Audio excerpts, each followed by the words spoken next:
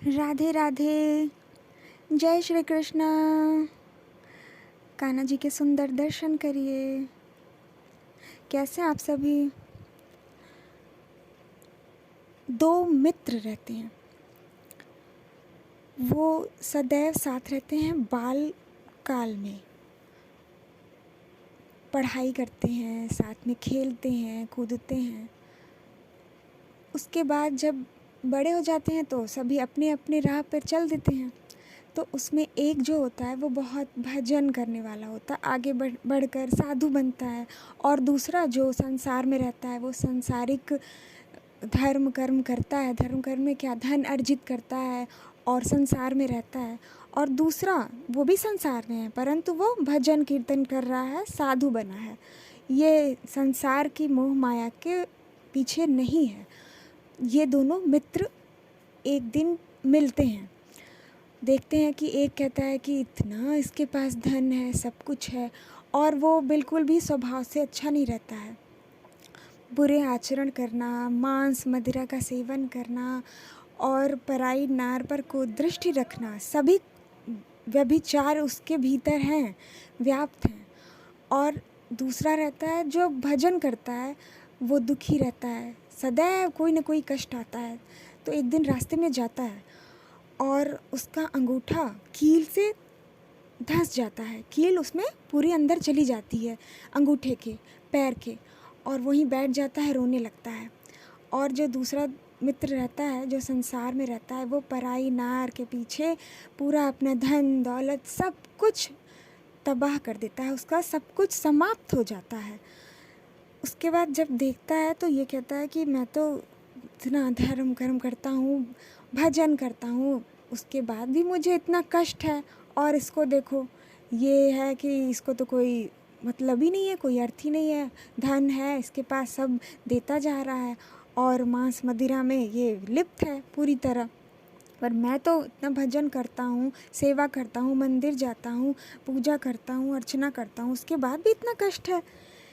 तब एक साधु आते हैं वहाँ पे और कहते हैं कि महात्मा कहते हैं कि देखो, ये जो तुम्हारा मित्र है, इसके पास पूर्व जन्मों के संचित कर्म के अनुसार आज के दिन, जो आज का क्षण है, उसको एक बड़ा राजा बनना था।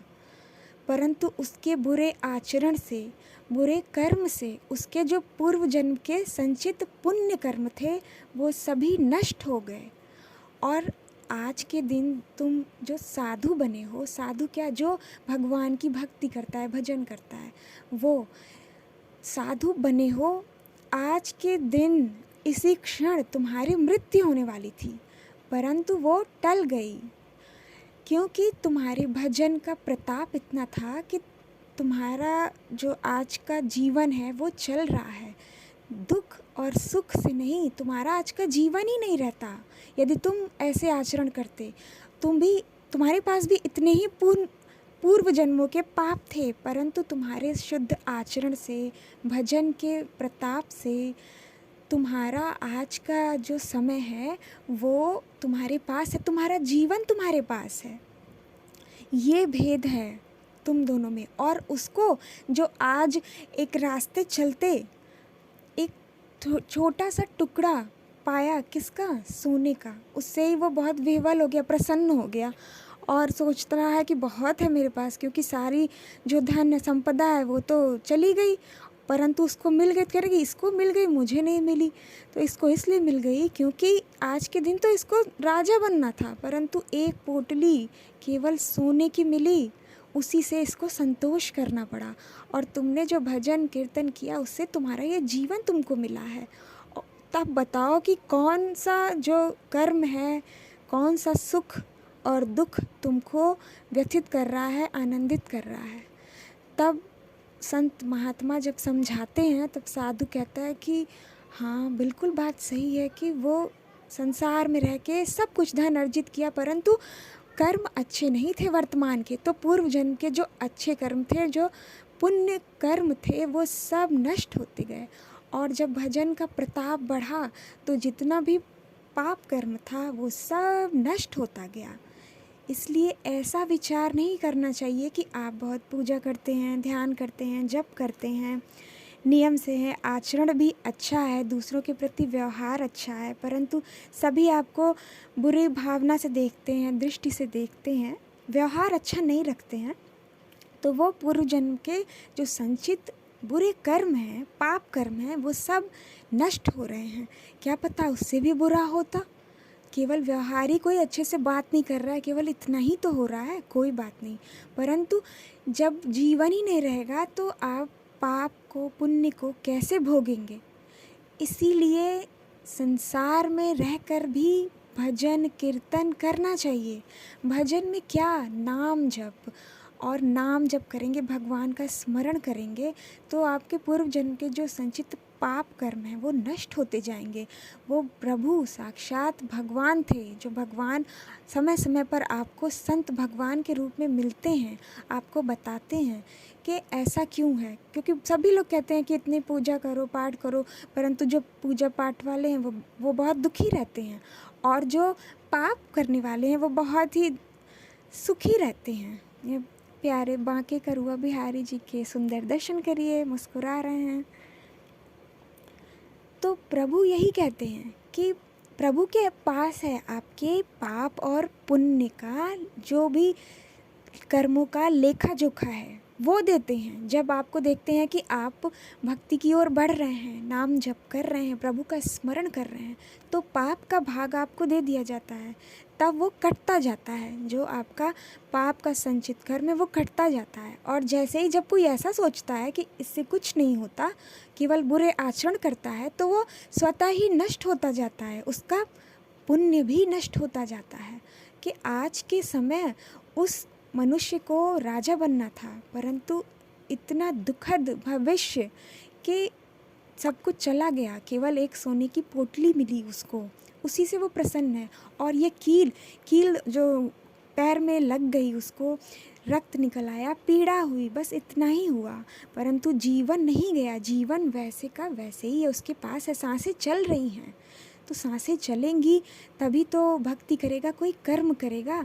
तो इतनी बड़ी भावना है ये भक्ति की। और जो भक्ति नहीं कर रहे हैं, जो नहीं समझते हैं इन बातों को, तो उनको दे दिया जाता है, ठीक है लो, सब सारे पुण्य उनको दे दिए जाते हैं, क्योंकि उनका है तो पुण्य दिए जाएंगे। परंतु वर्तमान में तो आपने कोई पुण्य नहीं अर्जित किया, तो पुण्य और पाप सदैव नहीं रहते हैं, दोनों नष्ट हो जाते हैं।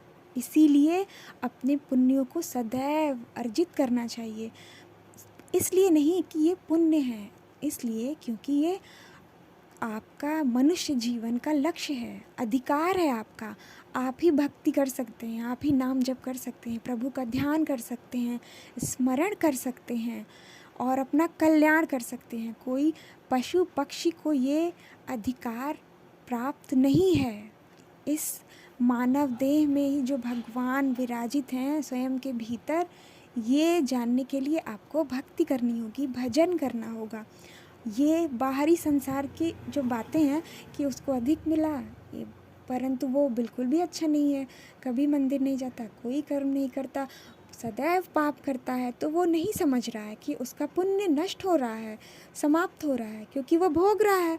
तो भोगते भोगते उसका जो भी संचित होगा वो समाप्त हो जाएगा। परंतु जो भक्ति का जो पुण्य है वो सदैव रहता है। तो आप सब भक्ति करिए, भक्ति भगवान को भजिए, उनका नाम स्मरण करिए। सुबह ब्रह्म मुहूर्त में आप एकांत में बैठते हैं, ठीक इसी प्रकार संध्या बेला में आप एकांत में बैठिए। समस्त संसार की जो भावनाएं हैं उसको भूलकर आप भगवान में ध्यान लगाइए। ध्यान प्रथम बार नहीं लगेगा तो बिल्कुल भी चिंतित होने की आवश्यकता नहीं है, क्योंकि वो पाप है स्वयं के पास, जो भी पूर्व जन्मों का है वो बार बार आएंगे और संसार की बातें आएंगी, क्योंकि कभी पहले किया नहीं तो ऐसी बातें होंगी। उससे बिल्कुल भी व्यथित नहीं होना है, सदैव अच्छा सोचना है, सदैव सकारात्मक रहना है। जब भी कुछ अच्छा नहीं भी हो रहा है, आप अच्छा कर रहे हैं, भक्ति करके उठे और एकांत में भजन करके उठे, परंतु सामने वाला आया आपसे दुर्व्यवहार कर दिया, तो समझ लीजिए कि पाप समाप्त हो गया। कोई पाप था आपके पूर्व जन्मों का या तत्काल वर्तमान जन्म का, तो प्रभु ने उसको समाप्त कर दिया है। ऐसे करते प्रभु समस्त पापों को नष्ट कर देते हैं, समाप्त कर देते हैं। और आपका जो पुण्य है, पुण्य आपके पास होगा तभी तो सामने वाले को आप देंगे आशीर्वाद स्वरूप। आप सेवा करेंगे, जो भी सेवा आप दे रहे हैं, परिवार में दे रहे हैं, अपनी भावना को शुद्ध रख के दीजिए कि आप जो भी भोजन किसी को करा रहे हैं, जिसको भूख लगी उसको भोजन कराइए, प्यास लगी उसको पानी पिलाइए, पक्षियों को दाना डालिए, गौ माता को रोटी खिलाइए। तो ये सारे जो पुण्य के कर्म हैं आपके संचित होंगे, जो आप दूसरों को देंगे, दूसरों को देने के काम में आएगा। स्वयं के पास होगा तभी तो किसी को देंगे, और सदैव अच्छा दिया जाता है, किसी को बुरा तो देते नहीं हैं। बुरा स्वयं के लिए है, वो समाप्त होता जाएगा। आप कब? जब आप भक्ति करेंगे, नाम जप करेंगे। राधा नाम की महिमा अनंत है, अनंत। जब कोई रा शब्द बोलता है तब प्रभु शिव जी कहते हैं, पार्वती जब कोई रा शब्द बोलता है तो मैं प्रतीक्षा करता हूँ कि इसके आगे क्या बोलेगा। और जब वो बोलता है राम तो वो उसके पीछे चले जाते हैं, वो बिल्कुल प्रसन्न हो जाते हैं, बहुत प्रसन्न हो जाते हैं।